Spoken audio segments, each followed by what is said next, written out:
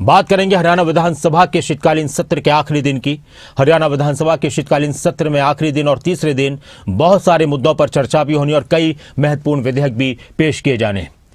अब से तकरीबन 1 घंटे के बाद सुबह 11 बजे विधानसभा की कार्यवाही शुरू हो जाएगी। प्रश्नकाल के साथ सदन की कार्यवाही शुरू होगी। विपक्ष आज भी सरकार को कई मुद्दों पर घेरने वाला है। स्वास्थ्य सुविधाओं पर सरकार से जवाब मांगे जाएंगे, खेल सुविधाओं को लेकर, और विपक्ष का आरोप है कि खेलों में बदहाली का जो मुद्दा है उसको जोर शोर से उठाया जाएगा। HPSC और HSSC की परीक्षा प्रणाली पर हंगामे के आसार हैं। कानून व्यवस्था से जुड़े मुद्दों पर भी माहौल गर्माता नजर आएगा, इस तरह के आसार हैं। तो सदन में आज कई अहम मुद्दे उठेंगे और SIR को लेकर भी चर्चा होनी है, चुनाव सुधार को लेकर भी चर्चा होनी है। इनेलो की तरफ से भी कई विषय रखे गए हैं सदन में। कांग्रेस की तरफ से भी कई महत्वपूर्ण बिल आज पेश किए जाएंगे,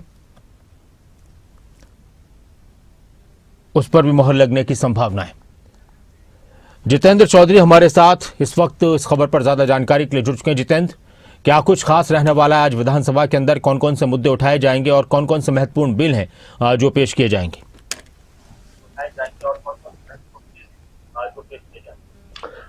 देखिए, बिल्कुल हरियाणा विधानसभा के शीतकालीन सत्र का नशर आज तीसरा दिन है और अपने आप में आज तीसरे दिन भी पूरा हंगामा जो है कई मुद्दों पर सत्ता पक्ष और विपक्ष के बीच में जहां देखने को मिलेगा, तो वही जो प्रश्नकाल है, शून्यकाल है, उसमें भी अपने मुद्दे जो विधायक है जिन्हें समय दिया जाएगा वो उठाते हुए नजर आने वाले हैं। इसके अलावा कई महत्वपूर्ण संशोधन जो है वो देखने के लिए मिल रहे हैं, जिसके अंदर अगर हम बात करें, जो एक एक करके अगर हम बात करें, इसके अंदर करीब जो आज मुख्य तौर से जो लेकर के आने हैं, उसमें हरियाणा एप्रोप्रिएशन बिल जो है वो यहाँ पर लेकर के आया जाएगा। Haryana technical education guest faculty, जिसमें नौकरी की गारंटी जो है वो दी जाएगी, इसका संशोधित बिल जो है वो यहाँ पर लेकर के आना है। हरियाणा निजी विश्वविद्यालय बिल, इस बिल के तहत अगर हम बात करें तो जो यूनिवर्सिटीज है, प्राइवेट यूनिवर्सिटीज, वहां पर सरकार जो है वो प्रशासक नियुक्त कर सकती है। जैसा कि अल्फला यूनिवर्सिटी में हमने देखा था कि किस प्रकार से जो कानून व्यवस्था को लेकर के एक बड़ा मुद्दा जो है वो बनते हुए नजर आया था और जो प्रोफेसर है उनसे पूछताछ की गई थी। तो ऐसी स्थिति में यहाँ जो है संशोधन करके प्रशासक नियुक्त करने को लेकर के इसमें जो संशोधन है वो लेकर के आया जा रहा है। आबादी दे बिल जो है वो यहाँ पर लाया जा रहा है।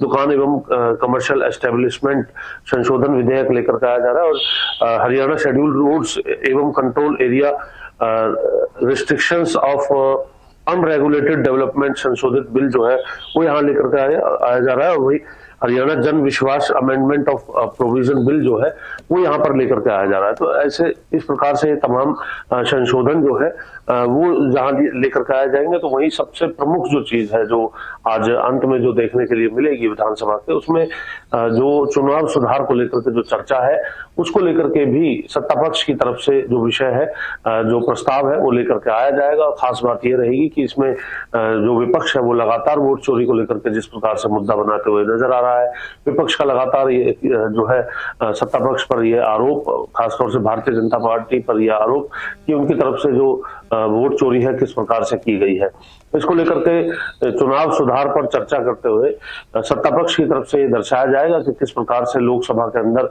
वोट परसेंट जो है वो कांग्रेस के पास रहा और जो आरोप लगाए गए उनके बड़े नेता की तरफ से, राहुल गांधी की तरफ से, उन आरोपों में कहां कहां जो उनके सांसद है उनकी जीत हुई है इस वोट चोरी के आरोप के बाद भी, और कहां उनके विधायक है जहां जो कांग्रेस की जीत हुई है। इस प्रकार की कई आंकड़ेगत बातें होंगी जिसको लेकर के सत्ता पक्ष इस मुद्दे पर कहीं ना कहीं विपक्ष को जवाब देने का काम करेगा।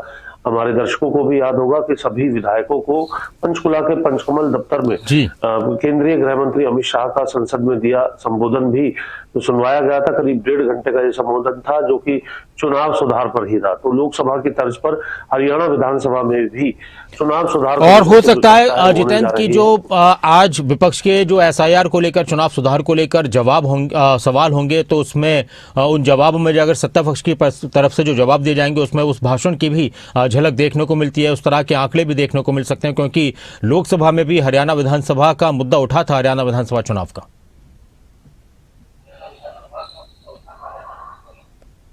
देखिए बिल्कुल बिल्कुल, और इसी उद्देश्य के साथ कहीं ना कहीं बहुत गंभीरता के साथ, आपको याद होगा जी। दरअसल, बहुत गंभीरता के साथ मुख्यमंत्री की तरफ से सभी विधायकों को यह हिदायत दी गई थी कि वो एक सीट छोड़ करके बैठे, लेटर पैड और पेन लेकर के बैठे, मुख्य बातों और आंकड़ों को नोट करने का काम करें। मीडिया या फिर आगे कहीं भी इस प्रकार की चर्चा होती है तो उस चर्चा में, ताकि उन आंकड़ों के साथ लोगों में एक विश्वास जताया जा सके कि इस प्रकार की बातें जो कांग्रेस लगातार कर रही है वो निराधार बातें हैं। सत्ता पक्ष की इसको लेकर के पूरी तैयारी है। अब ये देखना है कि विपक्ष जो लगातार इस मुद्दे पर हल्ला बोले हुए है, और हंगामा भी संसद हो या फिर हरियाणा विधानसभा, वहां हंगामा भी देखने के लिए मिल रहा है। तो ऐसी स्थिति में आज ये देखना होगा कि इस मुद्दे पर जब चर्चा होगी तो आंकड़ों के साथ, तथ्यों के साथ दोनों तरफ से कौन कौन सी बातें जो है वो रखी जाती हैं, क्योंकि अपने आप में संसद में या फिर विधानसभा में जब भी कभी इस प्रकार की कोई चर्चा होती है तो देश और दुनिया जो है उसे देखती है। आज प्रदेश भी इसको देखेगा और अन्य प्रदेशों में भी इसका मैसेज जाएगा कि इस चर्चा के बाद किस तरीके का निचोड़ जो है वो निकलते हुए जो सामने आता है, क्योंकि पब्लिक है, सब जानती है, और जो भी इसका निचोड़ होगा वो जनता अपने आप आंकलन कर लेगी जब ये पूरे मुद्दे पर विधानसभा के अंदर बहस होते हुए नजर आएगी। शुक्रिया आपका जितेंद्र, इस पूरी चर्चा के लिए, बातचीत के लिए, और आपसे अपडेट लेते रहेंगे। विधानसभा की कार्यवाही भी 11 बजे से हम अपने दर्शकों को लाइव दिखाएंगे खबरों अभी तक पर।